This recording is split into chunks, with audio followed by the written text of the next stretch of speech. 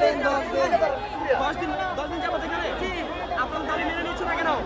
এর আগে দাবি জাতীয়করণের ঘোষণা দিয়া তারা বাস্তবায়ন করছে না।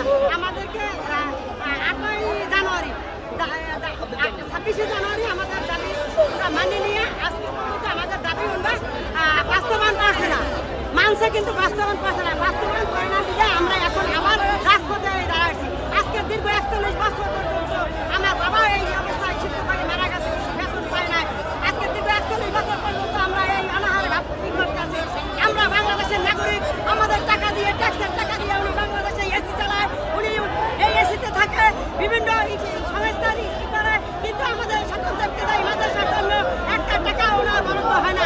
এখন আমাদের বরাদ্দ হয়েছে, আমাদের বাস্তবায়ন করছে না।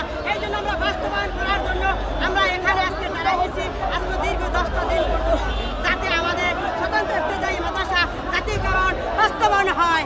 এই জন্য আপনাদের যদি এই দাবি যদি না মানা হয় তখন কি এখন আমরা এখন আসছি, আমরা শিক্ষকেরা, তাও আমাদের 3-এর একাংশ শিক্ষক আসে না।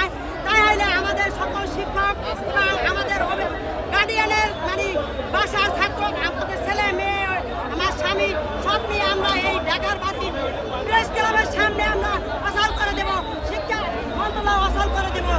রাস্তা দিয়ে আমরা এখানে দাঁড়িয়ে আছি, আমাদেরকে গুলি করা হোক। অনেক ঝড় পেতে দিছি, খেয়ে আমরা মরে যাই। তখন আমরা কষ্ট রাজবাড়ি না খাই